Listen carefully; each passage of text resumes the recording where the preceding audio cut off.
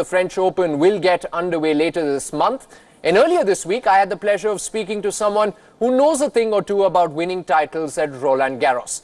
In a short professional career spanning barely a decade, JustinHalon marked herself down as one of the greatest players of the modern era.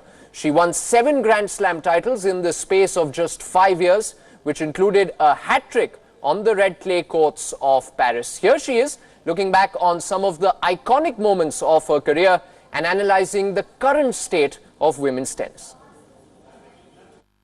I have a 7-time Grand Slam champion, 4-time French Open champion, Olympic gold medalist, former world #1, JustinHalon. That's a very impressive CV. I must say welcome to India first of all, because I think this is the first time that you're coming here. Yes, it is the first time. It's a wonderful opportunity. I said yes at the first minute because a lot of different elements really convinced me to be here.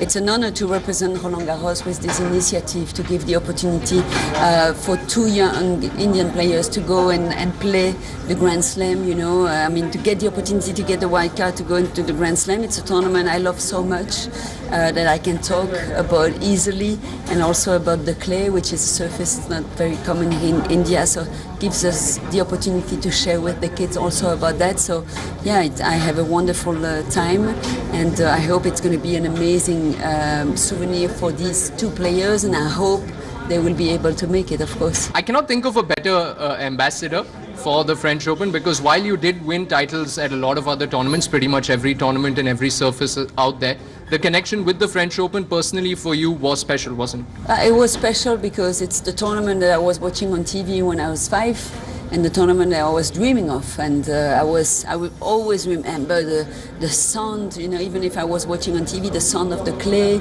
and I was watching Steffi Graf, who is my idol, and so my first, I would say, connection to tennis is Roland Garros almost. I was playing with my brothers, and we were watching TV together, so it was wonderful. And then I've been with my mom at Roland Garros. I said to her, one day I will be on this court and I will win. I was 10 years old at the time, and then I played the juniors, I won the juniors, and then I won 4 times, and even now when I go back, there's something very strong. I feel connected. It's almost my second home, or my garden, even if it's clay, but it's really a special place for me. All the players have a certain connection with different tournaments, and for me, I've always been clear that it's a big love story between the tournament and me.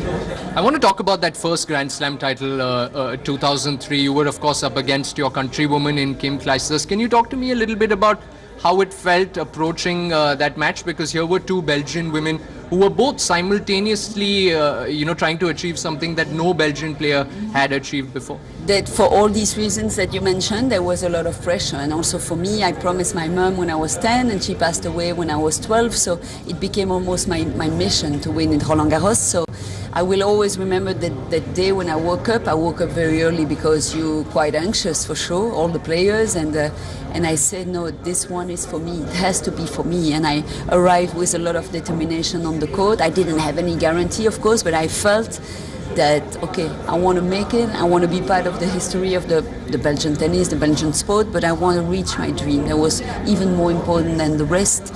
And of course, there were a lot of expectations, a lot of Belgian people, and a lot of attentions, but I always tried to stay in my bubble, very focused on myself, on what I had to do to win the match, and it worked pretty good. So it's when you win, it's almost a second of eternity that is still very hard to describe.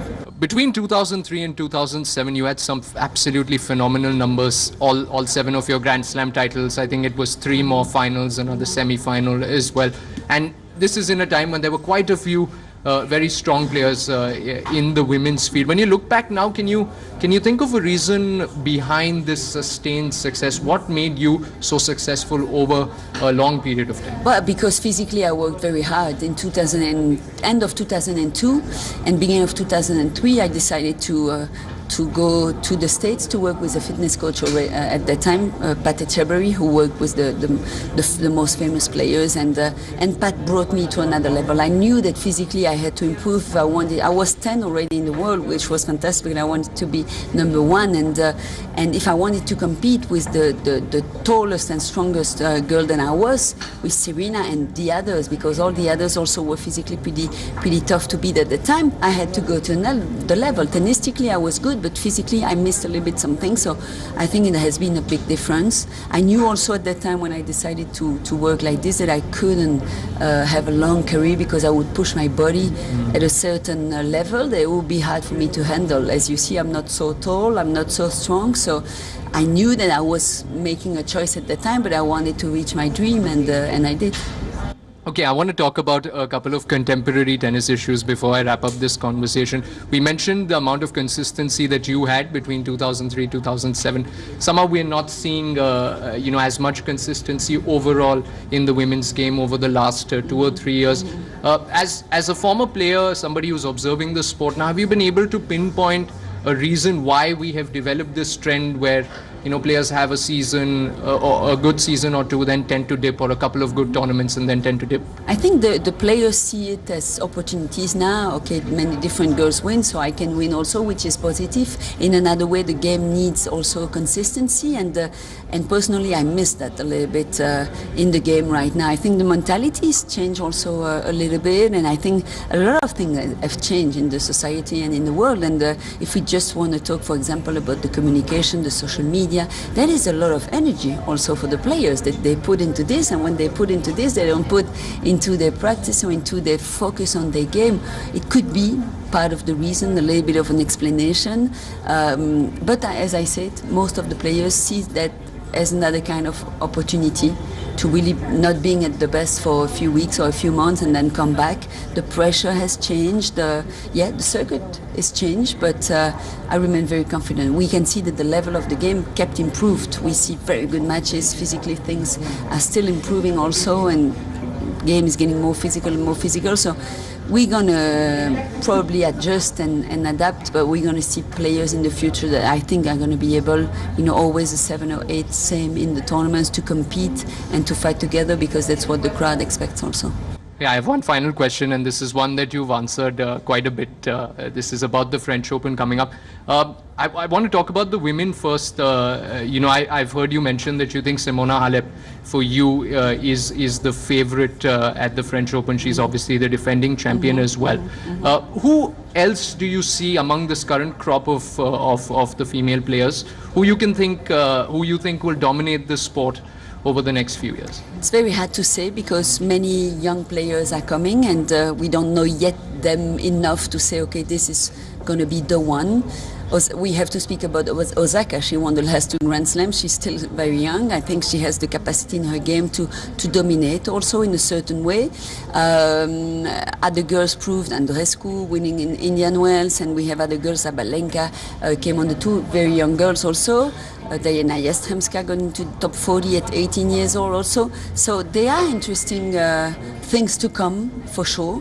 But I think that now the one who are going to be the more consistent can still be the names that are not the new players. So Petra Kvitova is playing pretty good also in the last few weeks or few months. And Simona Halep, I say it again, for me, she can stay at the top for a little longer. So it's going to be exciting, very open.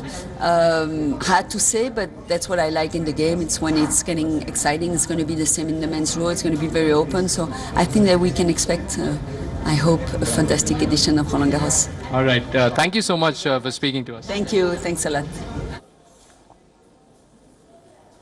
All right, let's change tracks to some football action now. And Frenchman Alexander Lacazette scored a brace as Arsenal took firm control of their Europa League semi-final.